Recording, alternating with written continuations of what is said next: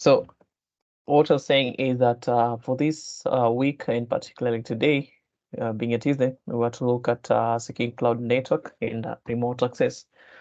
So ideally, we'll just be going through the network aspect in Microsoft Azure Cloud, and also we'll be trying to look at the perimeter in Microsoft Azure Cloud as a cloud provider.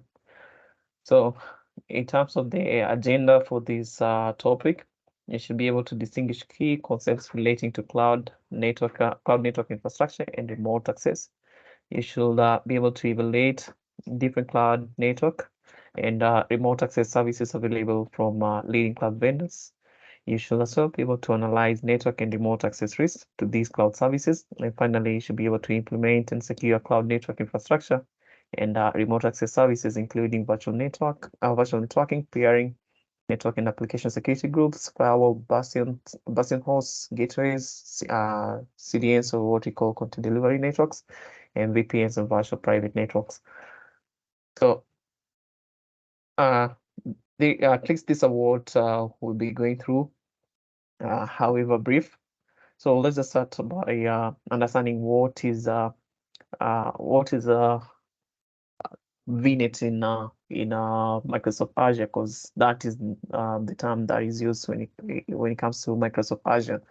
So how I explained this earlier is that you can try to take that understanding of what network is within that on-premise environment. So you have network ID, then you can use this network ID to do something like a variable length subnetting or a fixed length subnetting. But ideally, when you do such either of those two kinds of subnetting, you'll be coming up with subnets.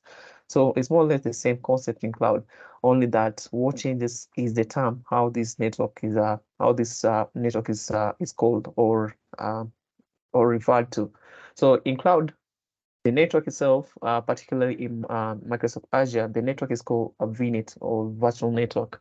Then as for AWS, that network will be called VPC or a virtual private cloud. So it's just a difference, it's just a change in the term, but the concept is more or less the same thing. How you come up with the network addresses is the same calculation that you do to come up with the your network in a cloud environment. So another thing that you need to understand here is that the network IDs.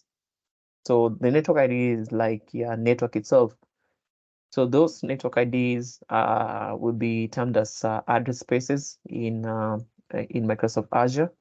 Then, as for the subnets within this larger networks, the subnets will remain to be referred to as subnets.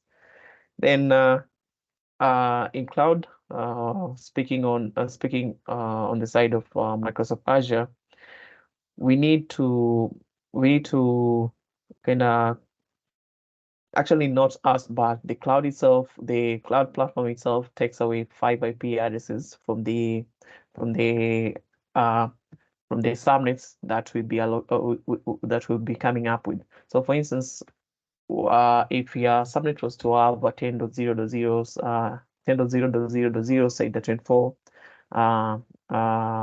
the 24 network ID, then you just look at how many IPs are available within that subnet. And I think it's just best to show you this back on browser. So let me just log into Microsoft Azure. So I'll just log into my Azure portal.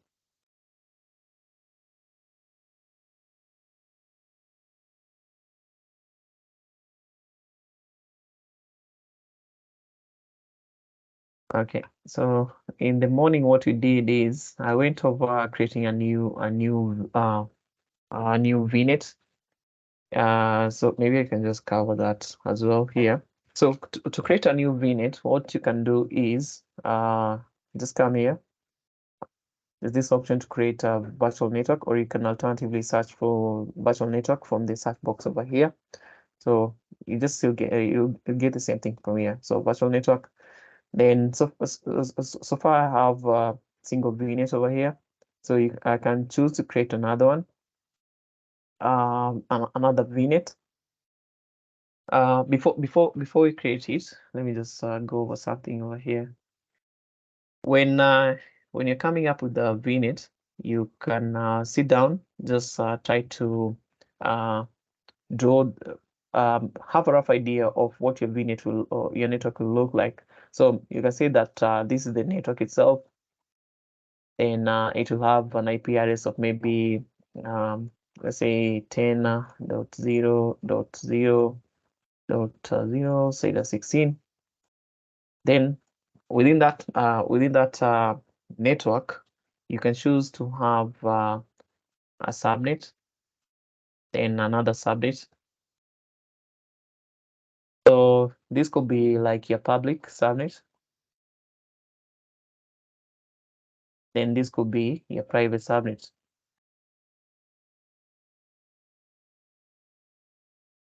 Then these two subnets will each of them will be having their own IP addresses.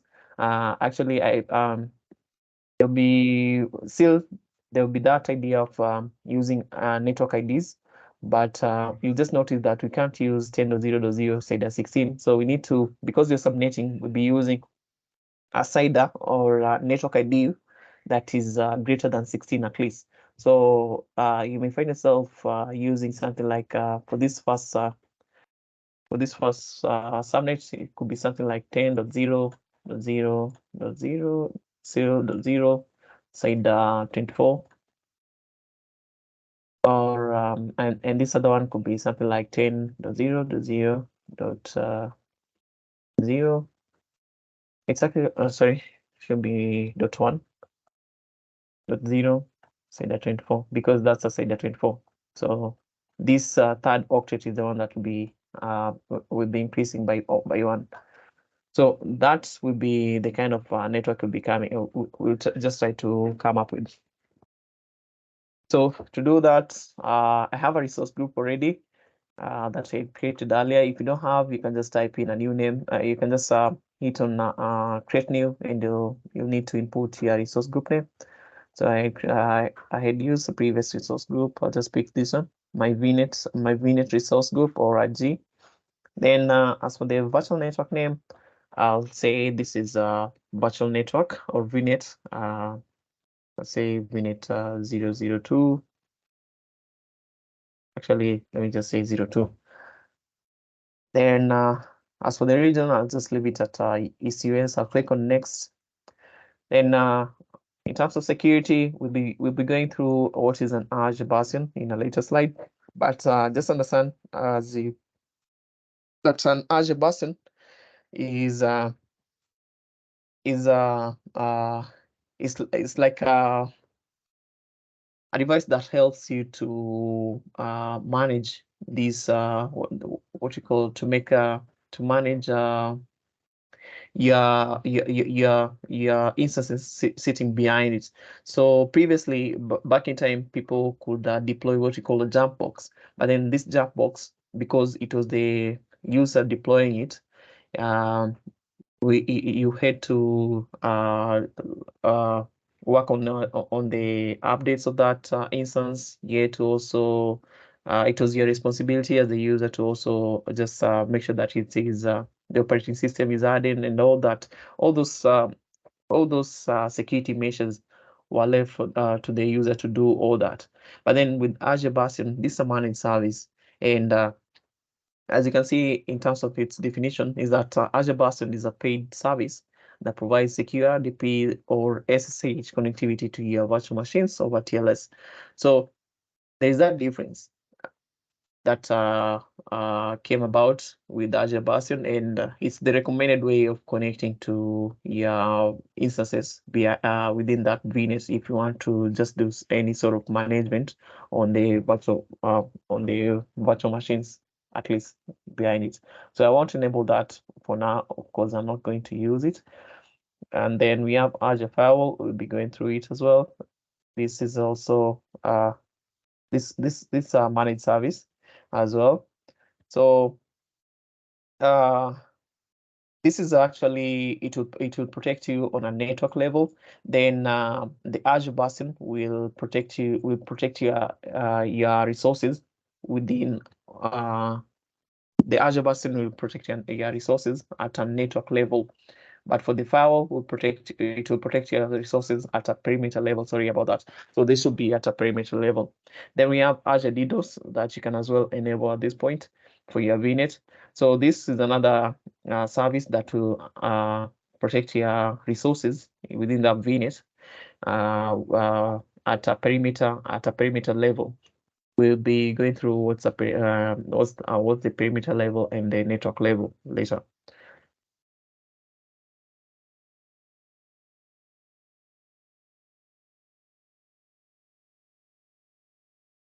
So I want someone's talking.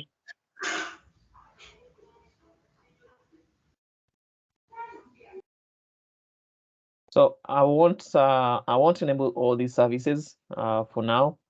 That is Azure Bastion, Azure Firewall, and Azure DDoS Network Protection. I want to enable these services for now because they do charge for using these services, and I have quite low balance, a low credit in my account, my Microsoft Azure account. So I don't want to use it completely. So I'll just click on next at this point. Then at this point, we can input our IP address. So if you're not comfortable with this IP address, this is the default one. You can delete it and create a new one. What you need to do is just click on add IP version 4 address space. If you're interested in using an IP version 6, you hit the drop down arrow and select add IP version 6 address instead of IP version 4. So I won't be using IP version 6. I'll just click on add IP version 4. Then I can select which address to use. At the moment, I'm using the 10.0.0 address space with CIDR 16. That is what you see here. And so far with this CIDR 16, I can get up to total of 65,506 addresses out of it. So that will be on the whole side. So that's the VNet address space.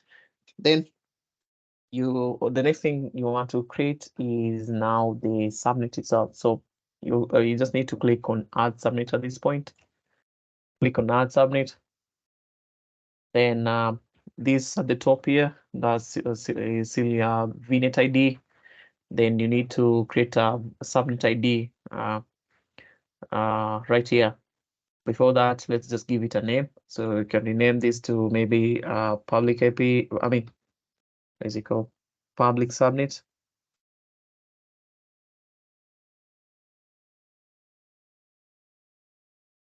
Or yeah, let's just rename it public subnet. Then you can select a starting address, but then that's not necessary. Then as for the subnet size, this is the important part. You can select any of these displays. CIDRs. So you can see up here, if you select something like CIDR 24, you'll be having a total of 256 addresses to be used. That is inclusive of the network ID and the broadcast ID. If you select CIDR 23, you'll be having a total of 512 IP addresses to use, all the way to CIDR 17. So you can select anything from 17 all the way to 29, but not 16. I doubt if 16 will work. Let's just try to select it and click on add. Anyway, you shouldn't do it like that. So it's appropriate to just select a CIDR that is less than the VNet ID, VNet side itself. So you can go for 24, you can go for 23 around that side. And as for the security, this is a point where you can as well enable NAT gateway. We'll be talking about NAT gateway. You can as well enable network security group if you have it. You can as well enable route tables. And route tables, when you have UDR or user-defined routes, just know we are talking about route tables. So that will be coming up in a later slide shortly. So I won't enable any of that at this point. I also find it easy to enable these security services like NAT gateway, network security group, and route table after you just come up with the VNet itself. So I'll click on save. That's our first subnet, the public subnet. Then I'll click on add subnet to create a second one. So name, I'll just name it private. Then as for the starting IP address, I'll leave it at 0. So if you notice, if you're keen, you'll notice that we have an increment here. We have 1 over here, and in the previous subnet, we had at 0 here in the third octet. So that's because we are using a SAIDA 24. I think you can as well switch these to maybe SAIDA, any SAIDA that you want, and that way you'll be doing variable length subnetting. But in most cases, you just find yourself using a fixed length subnetting. It will still work. Private, so that will be it. I'll just click on add. So we have 2 subnets there, public and private. Then I'll click on next. You can add any tags here. This is just for they'll help you for documentation purposes. Then next, now I can review and create. Just give it a moment.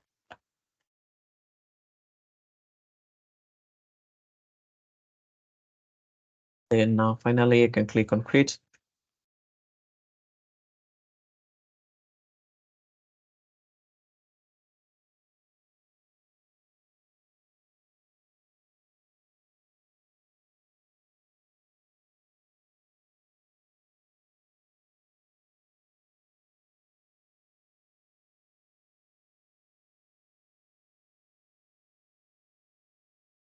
Should be done.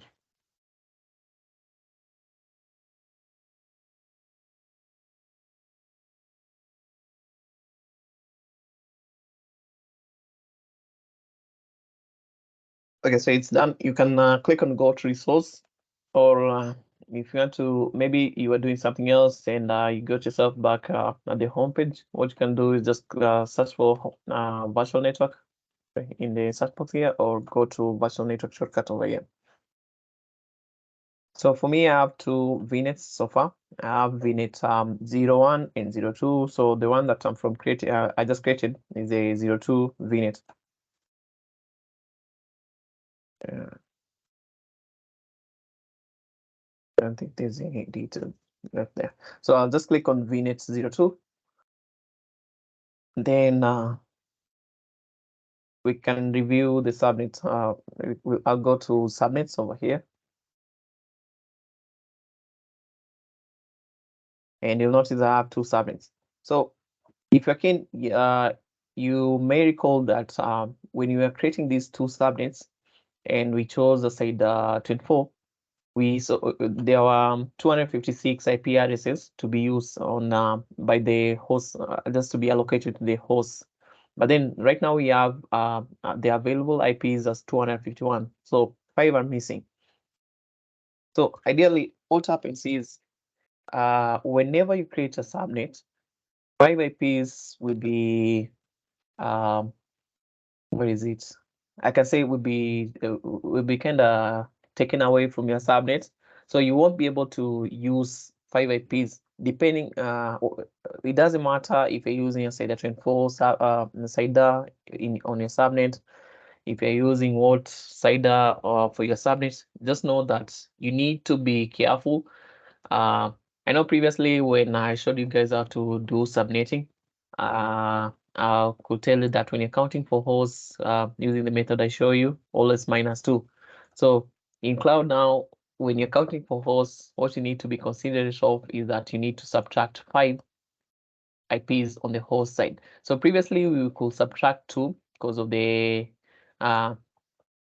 network ID and the broadcast ID. But then in cloud, you need to subtract 5. And how is this 5? How do you get this 5? So the 5 IPs will be actually like it will be your first IP within that network address space. So for instance, something like 10.0.0.0, say that 24. This 10.0.0.0 is already an IP address. It identifies your network. So that's the network ID. That's one IP that will be taken away. Then the next IP that will be taken away is just the succeeding network. The succeeding IP after that. So that will be 10.0.0 dot 1. Still, it's a SATA24. So this one will be again taken away, and it will be used for a gateway address, a default gateway address. Then the third network, the third IP that will be taken away is 10.0.0.2.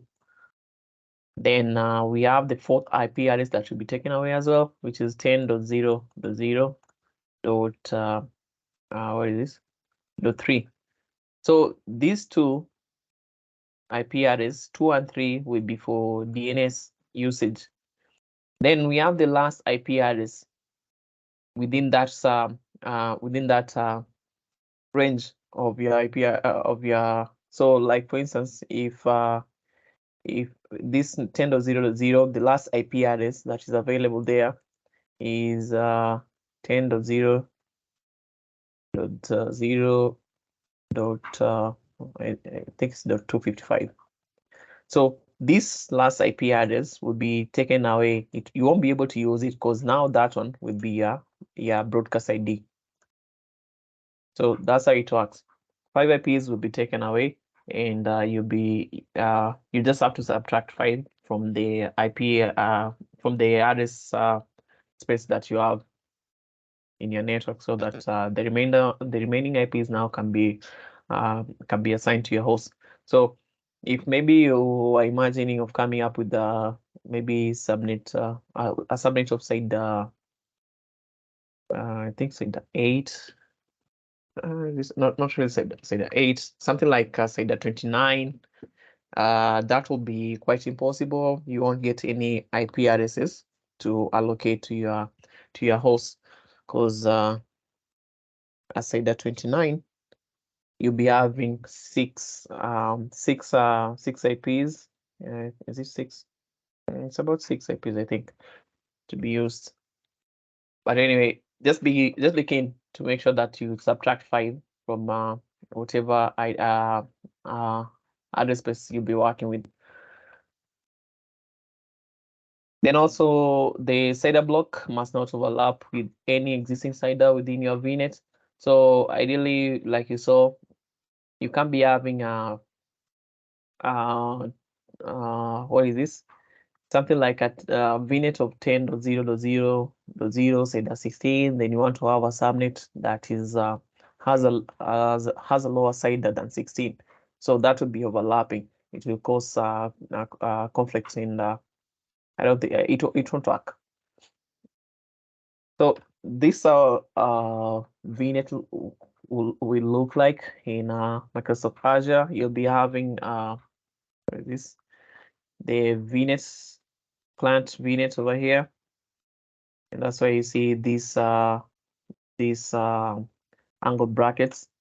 So whenever you see those angled brackets and some 3 dots inside it, just know that's a VNet. Then another thing is these are the subnets. So we have a front end subnet and a back end subnet. Then within those subnets, you can now have your instances running within the subnet. So you can allocate, like in this case, we have 3 instances right there. Then we have another instance running DNS service. Then to get to those instances, so particularly for the front-end subnet, when your traffic's coming from the internet, to get to these VMs, you go through what we call a load balancer, and a load balancer is just the traffic distributor. You can just think of it as something that distributes your traffic from wherever it's coming from. So in this case, it's coming from the internet. So whenever traffic is coming into the internet, these instances, these instances that are here, the three instances are all they're all running web services. That's why you see it's indicated here, web server VMs. So this one is running web service, the next one is running web service, even this one. So the load balancer will just, depending on your configuration, on how you want that traffic to be distributed, you can the traffic can be routed to this first instance, it can be routed to this second instance or the third instance, depending on your configuration. So we have different factors, not really factors, but how can I call it? Different ways to route the traffic. So for instance, we could have something like percentage. Yeah, I think there is percentage, there is weighted, and what else? There's also something to do with the session affinity, depending on the load balancer that you're using as well. So those options will be available to you.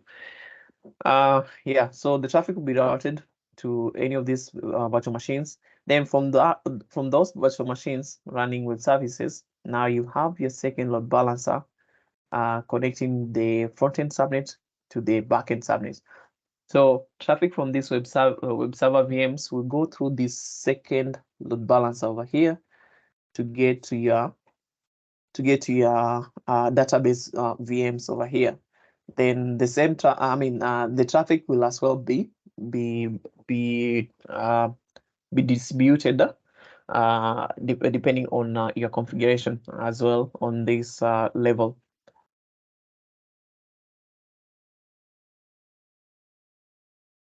So as for AWS Virtual Private Cloud or VPC, which is just the network portion in AWS environment, this how it looks like. So you'll be having your region. So that's just AWS region. You're not in charge there. Then the client himself or the clients now, what they will do is they will deploy a virtual private cloud, which is like the VNet in Microsoft Azure. And within within that virtual private cloud, you can choose to have a public subnet, a private subnet. It's not really that you only be having two subnets. You can choose to have a single subnet. You can choose to have whatever number of subnets you decide. So long as it's the number of subnets that you want to come up with, it's supported. Then availability zones are just there for kind of yeah, what can I say? These are just there for availability reasons. So you have you could deploy your services in availability zone 1, then another service in availability zone 2, such that if availability zone 1 faces an issue, then your services can you can move to your services running within availability zone 2. So it's just for availability's sake, as the name suggests, availability zones. So let's look at the benefits of Azure virtual network. Before that, is there anyone with a question so far?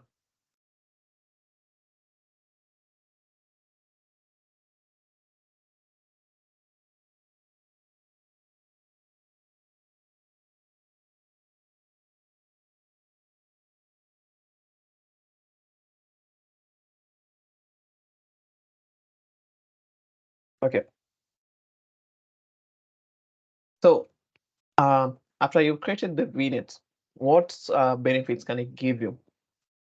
So there are a couple of benefits that we do get from this virtual from a virtual network. So this is with reference to Microsoft Azure environment, and the benefits include the following.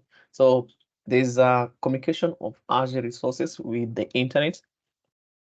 So whenever we talk of Azure resources, just think of anything that you could deploy, um, uh, something like a virtual machine, something like an app service, whatever you deploy there can be able to speak to, to communicate with the internet. Then there's also a benefit that there will be communication between Azure resources. So this is within the VNet itself. The resources that are within that VNet, it doesn't matter if they're in different subnets, there's still that capability of those resources communicating with each other. Then there's communication with on-premises resources. Then there's also another benefit of filtering network traffic as it comes into or goes outside the VNet, and that's where that's where you'll hear of ingress and egress traffic. Then there is also another benefit of the network traffic being routed. We'll be talking about that. Then the final benefit is you can uh, as well integrate your resources within that VNet with Azure services. So we'll be talking as well about those Azure services. So let's look at the first benefit, which is communication with the internet. So communication with the internet, that is between the resources within your VNet and the public internet will be there by default. And when we talk of that default or default communication, this is the communication coming from your resources going out to the internet. So it's an outbound communication. Communication coming from your VNet going to the internet, that's an outbound. An inbound communication will be coming from the internet trying to reach your resources, that's an inbound. So just try to look at this in the perspective that you're standing within your VNet, within the VNet as a cloud customer. So to allow inbound traffic that is from the internet to your resources, you need to make use of things like public IP addresses or what we call a public load balancer. So I think yeah, it's time I mentioned that we have two types of load balancers: a public load balancer and a private load balancer. Or in other words, we have a public load balancer is just equivalent to what we call an external load balancer, and a private load balancer is equivalent to what we call an internal load balancer. So how do you distinguish between the two? Uh, the difference is really to do with IP address allocation. So public load balancers will have a public IP address assigned to them. Then a private load balancer will be having a private IP address assigned to them. So in our case here, this is a public load balancer, this one at the top. So this public load balancer will be having a public IP address, something like just anything that is not within the private IP classes. So it could be something like 100.0.0 or something. Then this second load balancer right here, this is a private load balancer because it's sitting within backend subnet within that VNet, and it's actually getting its traffic from another subnet. So this subnet is not in the on the internet. The upper subnet is not in the internet, but within your VNet, and that's why you can you just use private IP address for this internal load balancer, and it will work okay. But you can't use a private IP address for this fast load balancer over here, and you expect traffic to get to it. Remember, private IP addresses are not routable on the internet, so you have to assign a public IP address to this fast load balancer. Yeah, so that's the way to allow inbound connectivity to your resources. Either use a public IP address, and this public IP address will be assigned to your resources. Something like a virtual machine, you have to assign it with the public IP address, and you can use that public IP address to just look up the what is this? To look up the virtual machine online and make connection to it. So long as yeah, rules allow it within that VNet. Because sometimes you can try connecting to these virtual machines as much as they have a public IP address. you need to tweak. You may need to tweak the NSDs, or maybe if you're using a firewall, you may need to allow traffic from the internet to get to it. So that's what you should also consider. Then we have additional options of managing outbound communication. So that is communication coming from your resources going to the internet. To do that, to just manage this communication, you can as well use public IP address. You can use what you call a NAT gateway, or you can as well use public load balancer to forward traffic coming from your resources within the VNet going out to the internet. So a public IP address will work the same way. A public IP address, it just allows your, so if for instance you have a VM over here, and then another instance, maybe you're trying to get to a web server on the other side, and this is your VM. So if you assign a public IP to this VM, public IP will be the acronym that will be associated with it is PIP. So that's a public IP. Then we have the internet sitting in between here. So if you need to make connection maybe to that web server, you can make use of a public IP. So this is a communication coming from your VM. This is an outbound communication coming from your VM, trying to go to the internet to get to maybe a web server that is out there. So you can through that public IP, since the public IP is routable on the internet, your VM will be able to go out. The traffic from it will be able to go out. And when this web server is trying to just look at the source address of that traffic so that you can respond to it later, it will notice that the source address is from a public IP, so you can just send it back without any problem. Unlike unlike if it was using a private IP, which is not trustable on the internet. Another thing is that you can use a NAT gateway. So a NAT gateway will be, I don't know if you have it, but a NAT gateway, how it should be is that you can let me go back to this picture over here. So what happens with the NAT gateway is that we can try to take away this load balancer that is here, and now in place of this load balancer, place a NAT gateway. So I'll just try to write NAT there. So place a NAT gateway right there, and what really happens to the NAT gateway is not different from what you saw when you're doing configurations on Packet Tracer. A NAT gateway is a network address translator. So that's its work. It will just translate your private IPs into public IPs. So that's the function of a NAT gateway, even in cloud.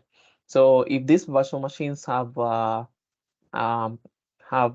is it called, a private IP, then this NAT gateway will convert those it kind of convert them. It will convert those private IPs into public IPs, and now the outbound traffic, so that is traffic coming from these VMs going to wherever that traffic is headed to, maybe to the internet. That traffic would be making use of that public IP of the NAT gateway. So whenever something like a web server responds back to that traffic, then the responding server, maybe it's a web server, will just make use of the NAT gateway public IP to make sure that that traffic is delivered to this NAT gateway. And now from there, the NAT gateway will just take care of the traffic and deliver it back to the relevant IP, private IP that initiated the traffic earlier. So the idea is that it keeps a record of the private IP that was that initiated the communication, and also maybe the ports and such things, so that whenever the traffic will be, the response will be coming back, then it can be delivered to the actual VM and not mistake one VM for another.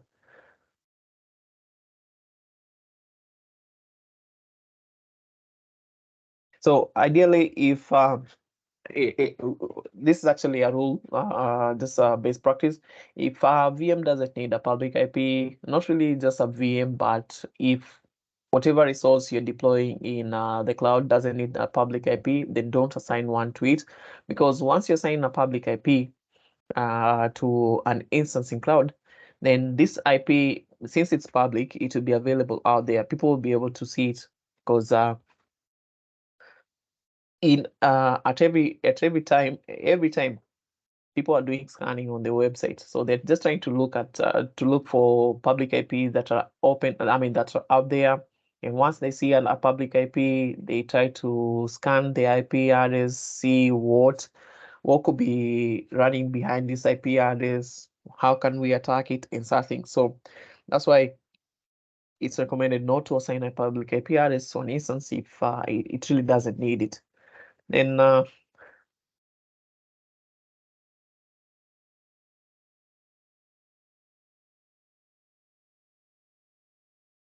okay, so I think I've exhausted everything on balances at this point. So let's look at the second benefit, which is communication between your Azure resources.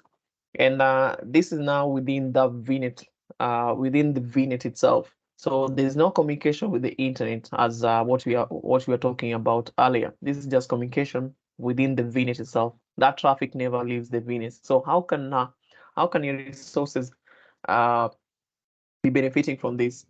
So we have a couple ways that resources could be actually communicating with each other within the VNet, within a single VNet, or maybe two VNets or three VNets that want to could be that should be communicating. I mean, should allow that communication of resources.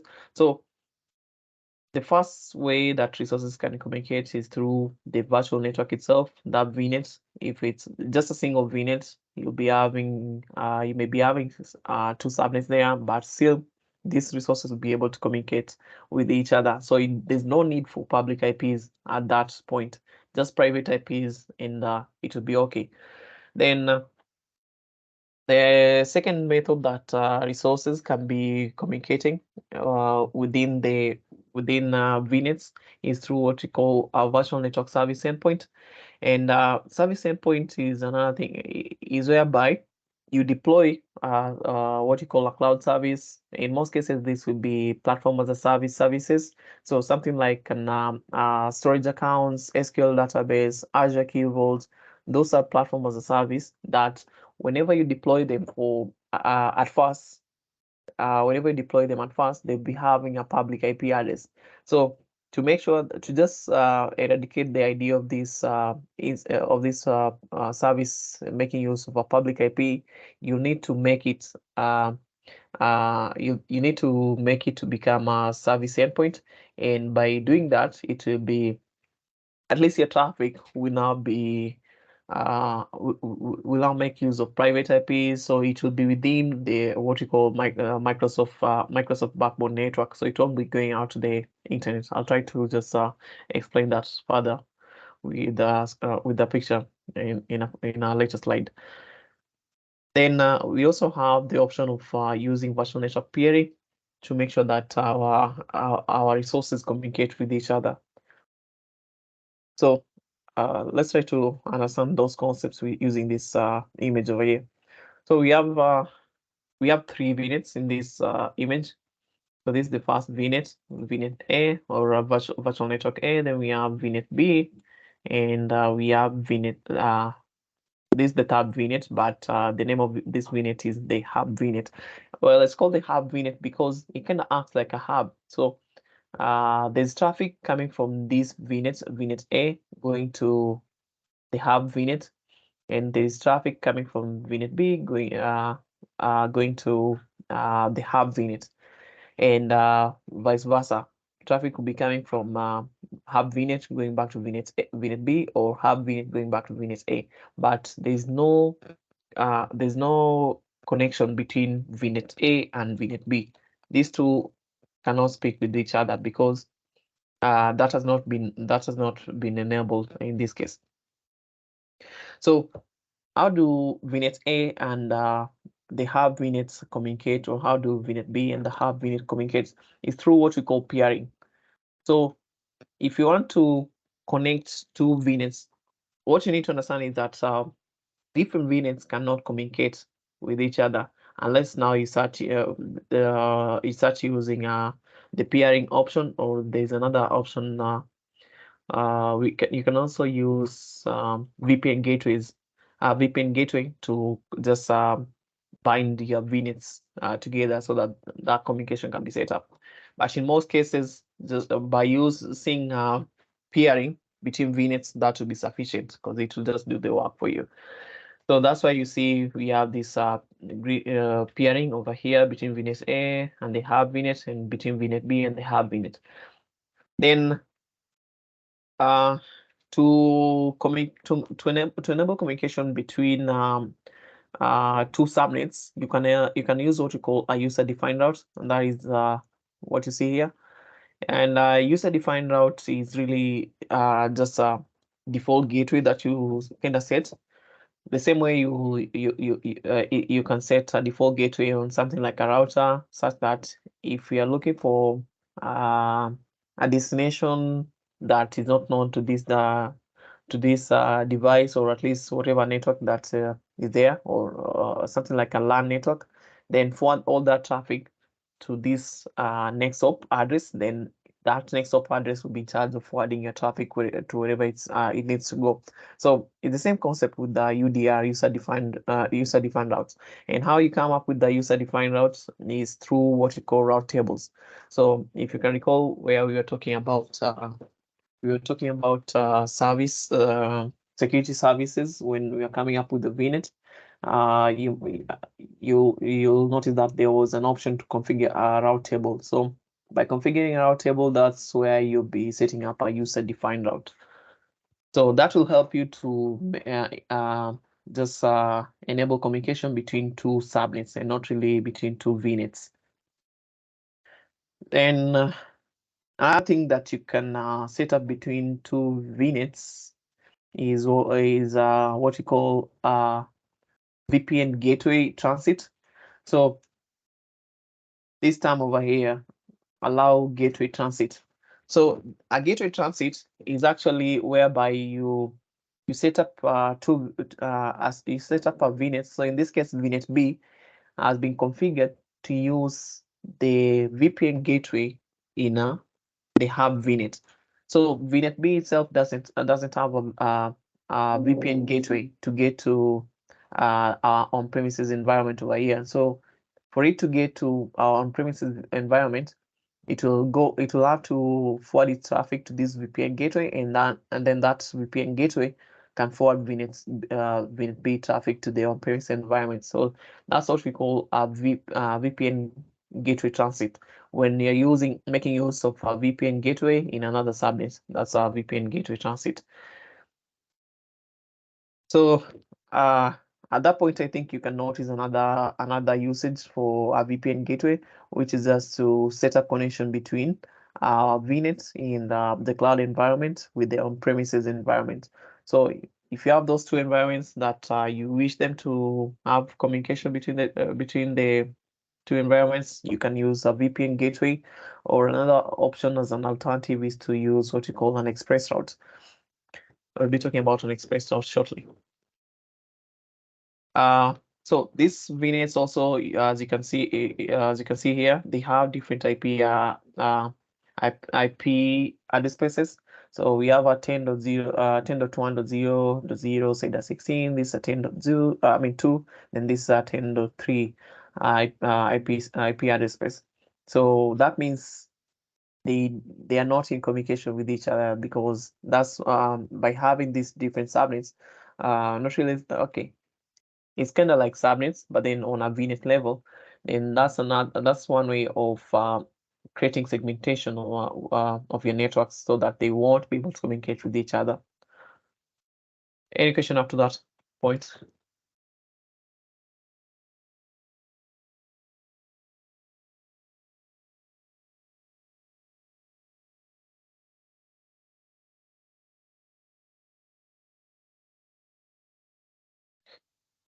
Okay.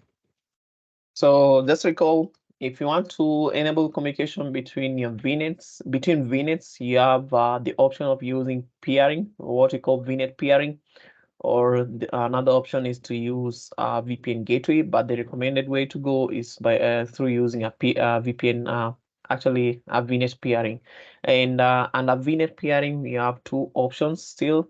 So we have regional peering and global peering. So regional peering is at a regional level. Then so when you having VNets within the same region, but then when you're having VNets in different geographical locations, so maybe you have one VNet in East US, or at least in the US, then another VNet in maybe UK, or for Africa is South Africa.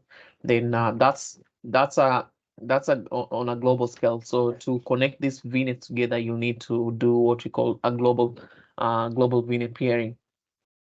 Then as for the UDR, this essentially this is just like setting up a default gateway for your traffic. So maybe one use case for a UDR is whereby you may be having like in this case, we have this subnet. It's an MVA subnet, or a network virtual appliance subnet, and a network virtual appliance subnet. Network virtual appliance subnet is a designated subnet that will be having only your firewall. So this is actually a third-party firewall, something like from Palo Alto, because they're known to be they're known for their best firewalls. You can actually deploy a Palo Alto firewall in cloud as an NVA. So you just need to deploy a virtual machine instance. Then within that virtual machine instance, set up the firewall itself, firewall service. So you can set up a default gateway or a in cloud that is a user-defined route, such that if your traffic is to go out, maybe to the internet or to on-premise, then that traffic will have to go through this firewall or the NVA before it gets to wherever it's going. And whenever it's coming back, maybe from the internet or on-premise environment, then it will as well have to go through the NVA to go back to get back to the resource that it's intended for. Like in this case, we have a virtual machine right here. So that's the work of UDR. Then gateway transit, that's where you are setting up one VNet to use a VPN gateway in another VNet. So okay, the picture on screen is a depiction of a private endpoint. And private endpoint doesn't really differ that much from what we call a service endpoint. I'll be showing you a service endpoint in another picture. But ideally, what happens is with something like a private endpoint in this case, they are there to at least ensure that there is improved security to your platform as a service services in Microsoft Azure Cloud. So we have a number of services that are platform as a service, and whenever you deploy these services, they can't really be deployed within our VNets. So that's the reason why we need to set up a private endpoint or a service endpoint, because we cannot deploy these services originally to our VNets. So things like virtual machines, you can deploy them within your VNet, but something like Azure storage services, Azure Cosmos DB, um, Azure SQL, Azure database, all those cannot be deployed originally to our VNets. So we need to set them up. Then later on, after you've set it up, you can now enable it to act as a private endpoint or maybe a service endpoint. So originally, if you set up to use something like Azure storage service, like in this case, this is Azure storage service that you see. It's actually a table storage service. When you want to use Azure storage service, you set up an account, do the deployment of the service itself. But then to connect to this service, you'll be using a public IP. It doesn't matter if you'll be connecting to this service from the VNet itself right here, or maybe just the on-premises environment right there. Whatever place you'll be, your resource will be sitting at, and you want to connect to this storage service, you need to connect to it through its public IP address. So it will be having a public IP address, maybe something like 70.0.0.1. So that's what will be happening. You have to go through the internet to get to it. But then that's risky for your traffic, because someone could get to sniff your packets. Someone could as well try to just storm this IP address and see if they can maybe carry out a DDoS attack on it. So that's the reason that's why we don't recommend it's not recommended to have public IP address of such resources. So how to avoid that really is to create a private endpoint out of this service. So the by creating a private endpoint, this service, Azure Storage service in this case, will kind of be extended into VNet, and by that it will be given a NIC card. That is a network interface card, and that NIC card will be having a private IP address, unlike before when it was having a public IP address. So through that private IP address of this NIC card, which will be associated with the storage service, you can now connect to the storage service using the private IP, because it's kind of like within your subnet now at that level.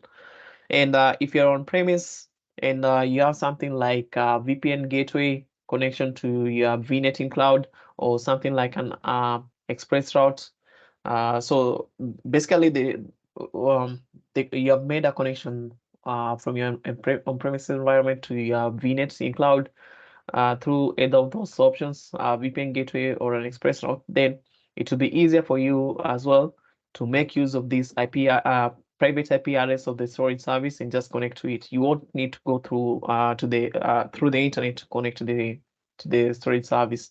So that's the idea behind private endpoint, and actually it's more or less the same thing with the service endpoint, because it cuts out the need to go through the internet to get to this service. Another thing that you need to understand about private endpoints is that the connection between the resource itself, that resource that is now the platform of the service resource. So something like Azure Storage Service, Azure Key Vault, the connection between that service and your subnet will be called a private endpoint. This right here. So the green area you see here, that's like the connection itself. So that will be called a private endpoint. Then the resource itself will be called a private link resource. So that's something that you need to understand.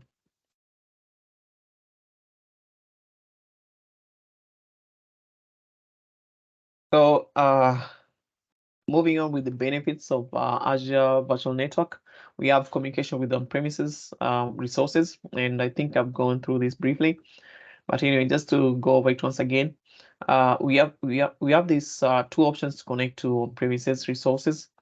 So first up, we have VPNs. We can use virtual private networks, or we can alternatively use what we call Azure Express routes. So as for VPNs, we have two options under VPNs. We have point-to-site VPN, or we have site-to-site VPN. And a point-to-site VPN is actually whereby you'll be using so you'll need to set up let me just start with the site-to-site VPN. So for a site-to-site VPN, you'll need to set up a VPN, deploy a VPN gateway in your Azure cloud environment. Then on the on-premises environment, you as well need to deploy a VPN gateway device, something like a router that supports that VPN gateway capability, so that it can now just make connection between your on-premises environment and the Azure Azure Azure cloud environment. So VPN gateway, a VPN gateway in terms of site-to-site connection. That's when you'll be having devices on both sides, and these devices connect to behind it connects to other many other workstations, things like workstation, but at least ideally to be connecting to Windows devices, something like laptop, desktop. So it's the same thing even in cloud environment. You'll be connecting to other resources. Maybe it's a virtual machine instance, it's an Azure Key Vault, whatever resource that will be there. Then as for a point to site VPN, that's where you'll need to just set up a VPN gateway in cloud. Then on now the client side, you'll need to set up what you call a VPN client. So this is just like a software program that will be installed in that something like a laptop. Then the software will initiate that VPN connection. We'll make sure that the exact VPN connection between between Azure environment and your laptop there, so such that whenever you're connecting to your Azure environment, that traffic is encrypted. So that's one way to go through using a VPN gateway, or the other option is through using an express route. So how an express route works is that you reach out to what you call Microsoft partner. Then it's that partner, that Microsoft partner, who will be in charge of giving you this connection. So there'll be a partner edge, kind of like a router installed on the client side. Then on the Microsoft side, there'll be what Microsoft Edge device to just set up a tunnel in between. So this tunnel will be a dedicated connection between your on-premise environment and something like Microsoft Azure environment or Microsoft 365 services. So that's how it works. Although this is just a high-end overview of how an express route works, but if you're interested, you can just look up how it really works. But just know that you'll need to reach out to Microsoft partner to give you this capability of using an express route. So it will be having two connections, one primary and the other one is a secondary connection. So if a primary connection fails, then it can kind of switch over to the secondary connection to just make sure that there's that high availability.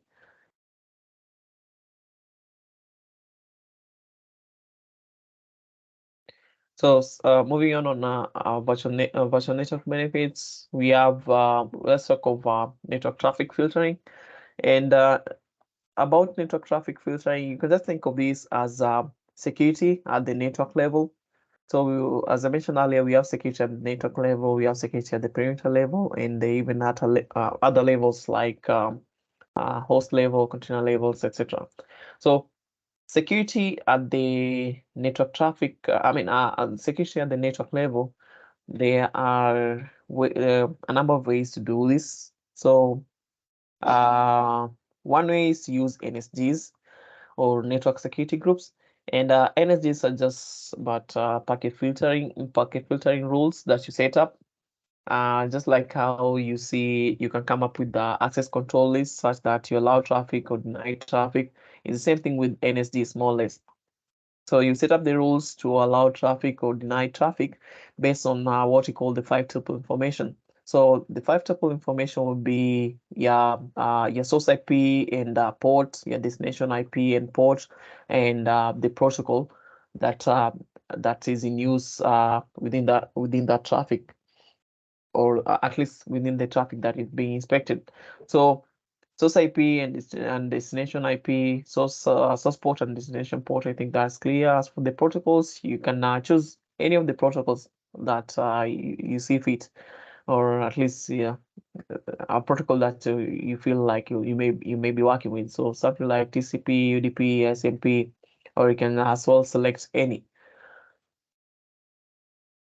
So how these rules are filtered, or how they are evaluated is they will be evaluated from the rules with the lowest priority to the rules with the highest priority. So you start from maybe something like, you just start from 1, 2, 3, 4, 5. It's that sequential. You can't skip 1, then go to 100, then go back to something like 50. No, you'll start from the lowest priority, moving upwards. So before I show you that, you need to know that when you're setting up basic NSG or network security group, it will come with at least 3 default rules. And how to distinguish the default rules is that they'll be having a priority range of at least 65,000. So that's what you see here. This is a priority column. And if you look at this first rule, it has a priority of 65,000. The second rule has a priority of 65,001. Then the third rule has a priority of 65,500. So those are what you call the default rules, and you can't delete them. The only way to work around them is by coming up with rules that have lower priority, so that they can be evaluated fast. And maybe if the default rule was blocking that traffic, now the traffic will be allowed, or maybe if the default rule was allowing that traffic, then the traffic will be denied. So yeah, that's just what you need to understand about NSDs. You can apply NSDs at a subnet level or at a resource level. So at a subnet level, in terms of picture in that picture view of it, this is how the diagram will look like. So whenever you see this kind of shield icons, these are NSG icons. So applying NSG at a subnet level, this is how it will look like. This is NSG at a subnet level. Then whenever you see a NIC card, this is a NIC card, the green one, associated with an NSG. So there's this link just to show that the NSG is associated with this NIC card. Then that means that we have an NSG role, at least an NSG role that is associated with that NIC card. So just know that you have two options where you can apply the NSG. You can apply it at a subnet level or at a resource level. So at a resource level, that's when you'll be assigning NSGs using the IP address of individual resources, because the NIC cards will be having the IP addresses of those resources. Then virtual appliance. Okay, this should be at the perimeter level. Sorry. So allow me to skip this slide for now. I need to correct that. So another thing that you can set up at the network level as a security measure, and also as a packet to just filter your traffic, is application security groups. So these application security groups, they work with network security groups. And as you'll notice, network security groups are reliant on IP addresses to do the traffic filtering. But then as for the application security group, these are more or less the same rules that you see with that are there with NSGs. But then the only key difference is that application security groups, they don't make use of IP addresses. So when you come up with the application security groups, what you'll be doing is you'll be taking a group of resources and classifying them into what you call an application tag.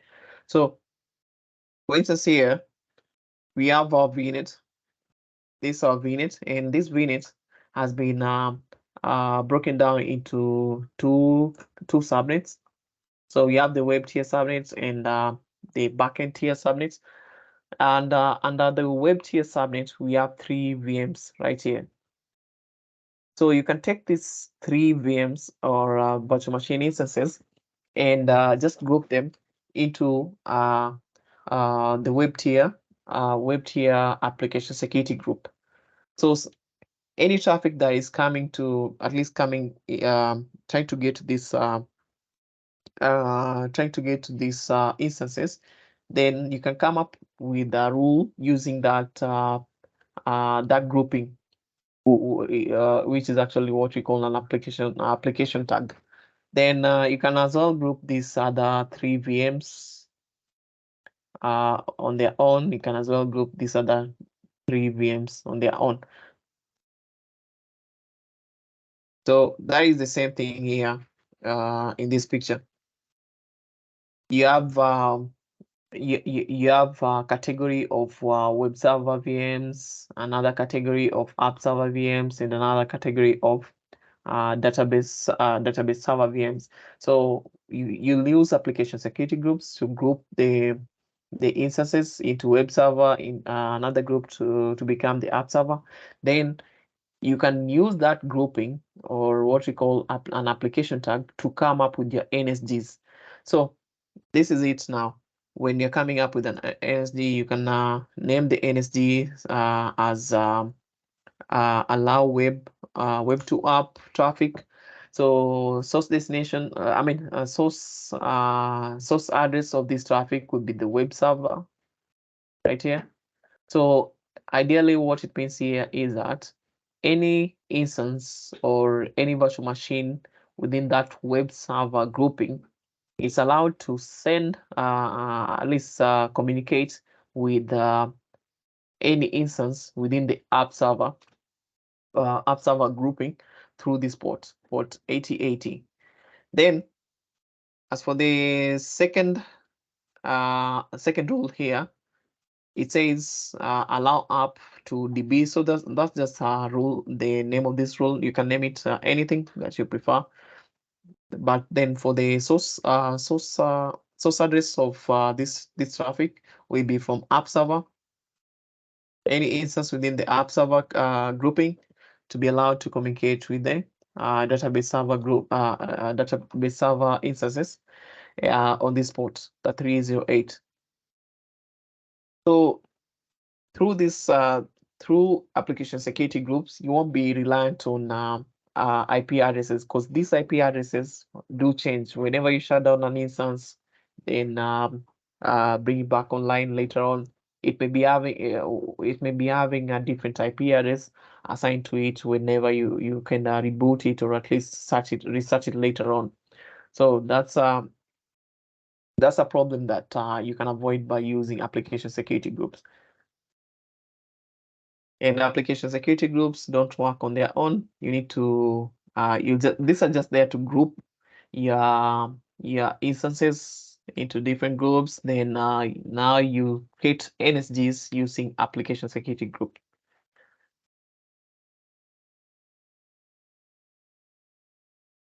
So Azure perimeter security, or at least what is this? Traffic filtering at the perimeter level. Let's see what you can use at that level. So at the perimeter level, you can use what you saw earlier when I was coming up with when I was trying to deploy the VNet. There's what we call Azure DDoS protection, or I think currently it's called Azure Network DDoS protection, something like that sort. So Azure DDoS protection will actually protect you against DDoS attacks. And DDoS attacks are just malicious traffic that is aimed at disrupting the availability of your resources. So it will kind of try to overwhelm this resource so that it won't be able to provide its services to legitimate users. So that's that's how DDoS attacks work. So you can use an Azure DDoS protection to try to mitigate these kind of attacks. And how it works is that it uses the scale and elasticity of Microsoft's global network to mitigate these kind of attacks. So ideally, if someone tries to carry out a DDoS attack, then this person may be using something like a botnet, which is just a collection of malicious hosts. So this would be hosts that are already infected to act like some kind of robots. So the hosts now that are infected will be sending too much traffic to a given resource or target resource so that they can overwhelm it. And to defend for Microsoft to kind of mitigate such attacks, it will make sure that it has at least in a case it will make sure that it has a great very high bandwidth so that all that incoming traffic can be dispersed, can have room for it to flow. Then this bandwidth will as well be able to just scale well. I mean, to scale on demand. So whenever there's that high traffic, uh, of course, it will be traffic. It may be traffic from malicious users. Then it will scale at that point. But then whenever that traffic is not there, then it will kind of go back to the normal size. So you can just think of this like a pipe that can expand and contract. Okay, expand and contract whenever there's too much water trying to flow through it. So that's how to disperse this malicious traffic. So there are three categories of DDoS attack that you can that at least the Azure platform itself can protect against. So we have volumetric attacks, we have protocol DDoS attacks, and we have application DDoS attacks. So volumetric DDoS attacks are aimed at overwhelming the bandwidth capabilities of a target. So under these attacks, we have things like application flags attack and UDP flags attack. And a way to mitigate or at least solution for these kind of attacks will be just make sure that we have enough bandwidth to scale on demand. Then as for protocol DDoS attacks, these are attacks that they are aimed at the weakness in they tend to target that weakness in layer 3 and 4 of the network protocol stack. So that is with reference to the OSI model. At layer 3, we have the network layer, and at layer 4, we have the transport layer.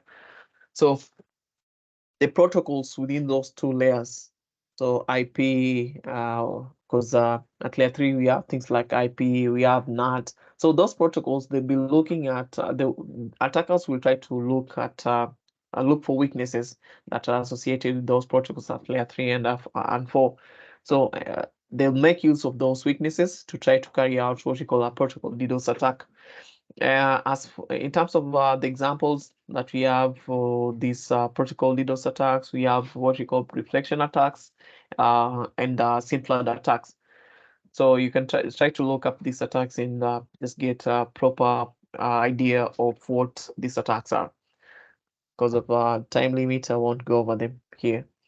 So a mitigation out of it, mitigation for protocol DDoS attacks would be the use of client probing techniques to just have an idea of who is a legitimate client and who's a malicious client. So how I explain this is that you can imagine of it this way. Whenever an attacker is kind of trying to attack a target on the other end, then this attacker may be using a spoofed IP address. So it could be it could be a spoofed IP address, or it could be an IP address that if you try to communicate back to this IP address, then you won't even, your traffic won't get to it. So by using these client probing techniques, you can initiate an outgoing, an outbound traffic just to reach out to the target machine. Reach out to this machine that wants to connect to an Azure resource. And if the machine is not there, then it can tell you, that will tell you that this is a malicious IP address because it doesn't exist. So that is the idea behind client probing techniques. to make sure that you distinguish between legitimate clients and malicious clients. Then we have the final category of DDoS attacks, which is the application DDoS attacks, and this now tend to target the layer 7. Layer 7 stack. I mean the layer 7 of the OSI stack. So at layer 7 we have the application layer, and there are also vulnerabilities associated with that layer. So for instance, because of the vulnerabilities at that layer, you find people trying to carry out SQL injection attacks. Such attacks. So to make sure that we defend against such attacks, mitigation approach in Microsoft Azure is through what we call deep behavioral analysis of application network traffic. So deep behavioral analysis is whereby you try to look, ideally inspect the traffic that will be trying to get to your resources in within Microsoft Azure environment. So you'll be inspecting that traffic, just see if there is any malicious code being transmitted, trying to get to your resources and such things. Yeah. So another thing that you need to understand about these categories of DDoS attacks is that as for volumetric DDoS attack and protocol DDoS attack, those two can be protected, or at least you have, you can protect yourself from those two by using the Azure DDoS protection. But then as for the application DDoS attack, the only way to protect yourself is through what we call web application firewall. So web application firewall is what will do that uh, traffic analysis at the layer 7 for you.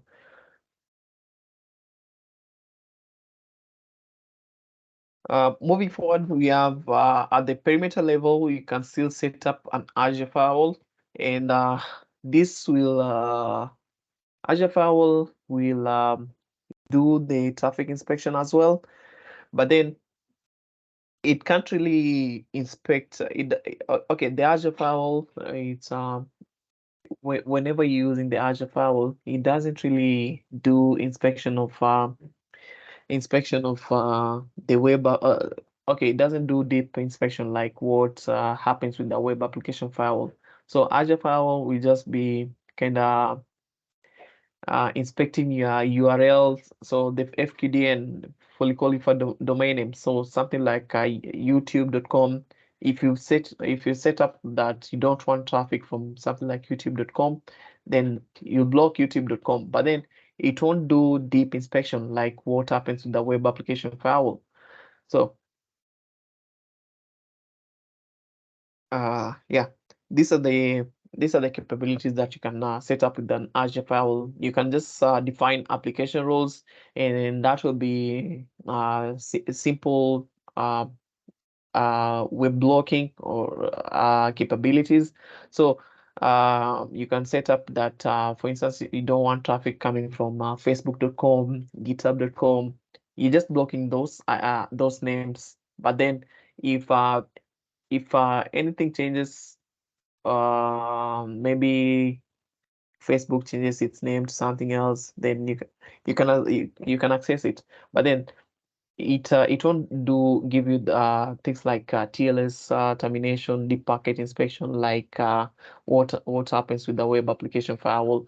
Then another capability with an Azure firewall is that you can define network rules, and network rules now will rely on, or in other words, will depend on the 5-tuple information to just filter your traffic.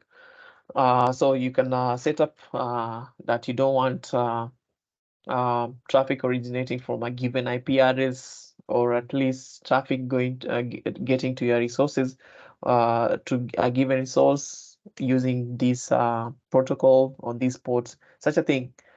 That's what is meant here by network rules. So you'll be using the 5-tuple information, that is the source IP address and the port, and source destination IP address and the port, as well as the protocol that is in use. Then Another capability is that you can set up the network address translation. And the network address translation rule, like we mentioned earlier, is just there to translate your private IP address into public IP addresses and vice versa. So that's something that you can use an Azure firewall for. Then the final capability is to set up your Azure firewall to alert or block connections that are originating from malicious IP addresses. So this one now, it's ideally you'll be setting the firewall to act as a detection, to act as a detection in that detection mode or prevention mode. But then you won't really configure much because how the firewall will identify if this is a malicious IP address or not, it will rely on what you call Microsoft Threat Intelligence information, and that is not for you to understand. That is kind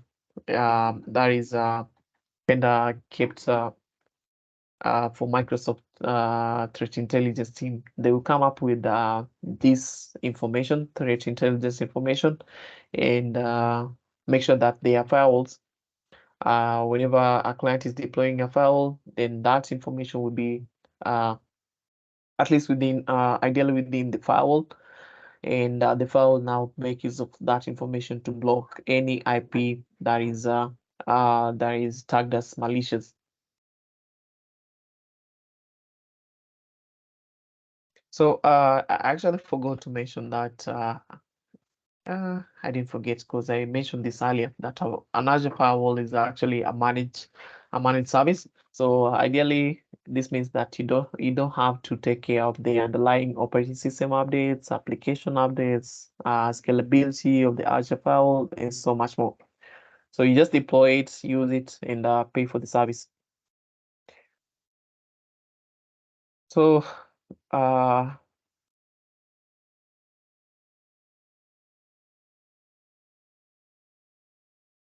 uh, okay. I think this is a bit straightforward because it's the same thing I've talked about in the previous slide.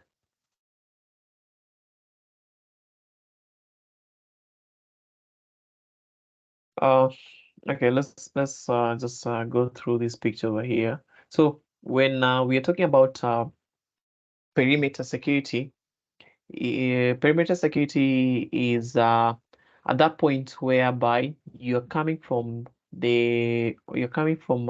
Microsoft environment, and you can just think of this as the boundary between the internet and Microsoft network itself. So that boundary is what you call is what Microsoft terms as the Azure perimeter in this picture over here. So we have the internet on this side, and we have Microsoft network on this side. So everything here, this is Microsoft network. Then everything here, this is the internet. So you can deploy to make sure that the perimeter is secured, and your services are secured at the perimeter level. You can deploy the DDoS protection, or you can deploy a firewall, or what you call, you can as well deploy a network virtual appliance, which is just a third party firewall service. So there's no complications to that. Then at the network level, this portion over here, at the network level, that's where you can deploy things like NSGs, NSGs are network security groups. You can deploy application security groups, or you can deploy application security groups. You can deploy uh, firewalls for platform as a service, and you can as well use service endpoints or private endpoints at that level. And another thing that you can deploy at the network level is what you call bastion hosts. So yeah, this is it.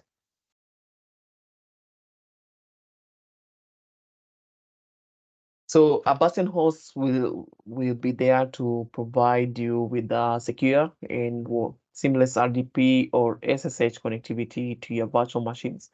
So if you need to connect to maybe your virtual machine within the VNet, so okay, let me change this.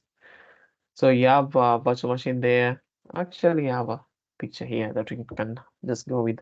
So previously, what people could do is people will deploy what we call a jump box at this level here.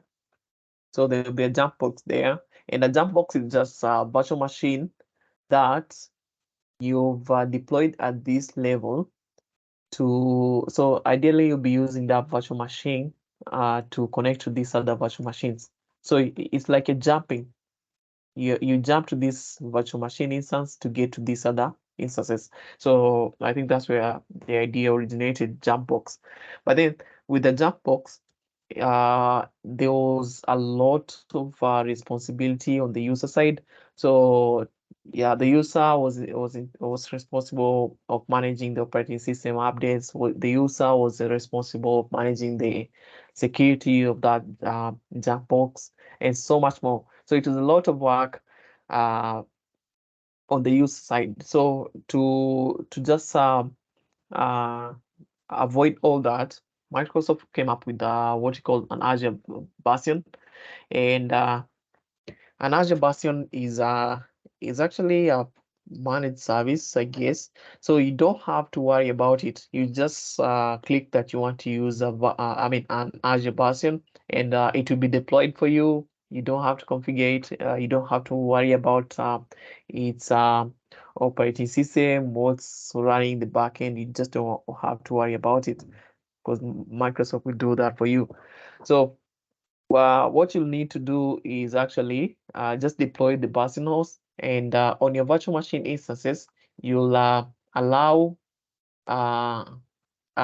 so for Windows operating system, you'll allow an RDP port, so that will be port the 389.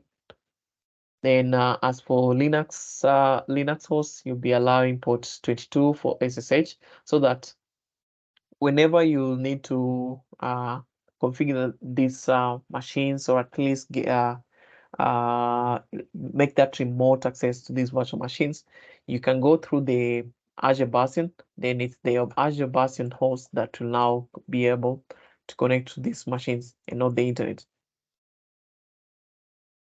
And the way for you to get to this Azure Bastion is through TLS. And TLS is just you will be on the. You need to log into your portal, and once you've logged into the Microsoft Azure portal, you can access your Azure Bastion from there. Then it's through the Bastion host that you'll be making connection to your virtual machine instances. Uh, well, okay. Finally, about application gateway application. Not really application, but a web application firewall. That's what you can use to protect yourself, to protect your services or your resources from application level DDoS attacks. So the web application firewall can be deployed with 3 services. We have it can be deployed with what you call an application gateway, which is just a load balancer, but a load balancer that operates at layer 7 of the OSI model. Then you can deploy a web application firewall with what you call an Azure front door, and you can as well deploy an application web application firewall with what we call content delivery network. So those are the 3 options that you have to deploy a web application firewall. So this is how it looks like when you deploy a web application firewall. So you'll be having a layer 7 load balancer, which is an application gateway. Then that application gateway is what you'll need to enable a web application firewall on it.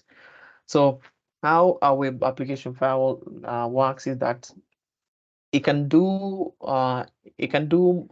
more things that the ordinary firewall cannot do. So things like TLS or SSL termination, deep packet inspection. It will do that for you. And this something like TLS or SSL termination is important because ideally when traffic is coming from the internet trying to get your resources, it will be encrypted. So whenever it gets this level to your application gateway, it will still be encrypted. And then the web application firewall can will decrypt that traffic actually. So it will decrypt that traffic, and you can set it up such that after it has decrypted that traffic will now be forwarded to your resources without encryption on it, because the traffic will now be within your VNet level. So there's no malicious attackers within your VNet.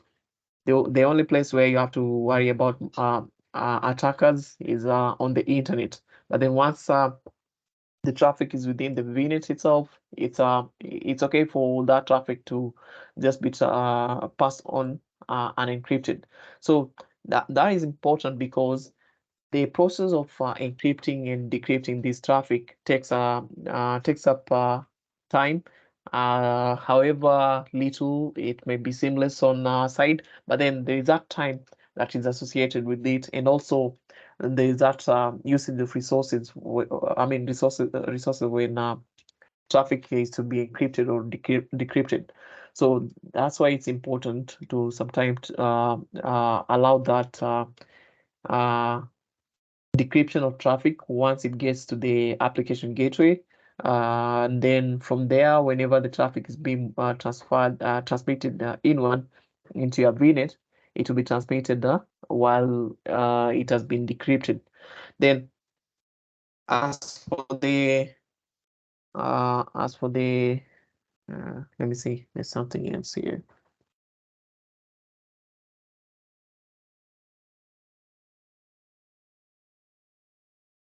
Yeah, then there's also that deep packet analysis. So deep packet analysis ideally is that the web application firewall will look at your traffic. So it's not like an ordinary firewall in the Azure environment, which will just block your traffic so long it's coming from maybe Facebook.com, it will be blocked. But then if it's a traffic that has been allowed, then it won't be inspected. That is for the that goes for Azure firewall.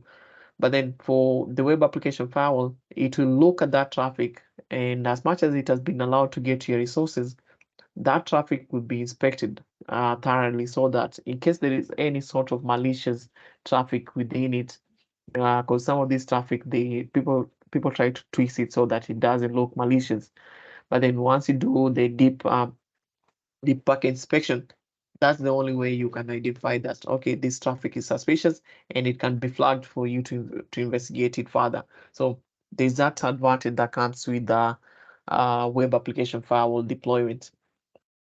I think up to that point, we can just end there, because all this, the rest, this slide I've gone over it briefly in the previous slide. So unless you guys have a question, plus I see it's almost time. Unless you guys have a question up to that point.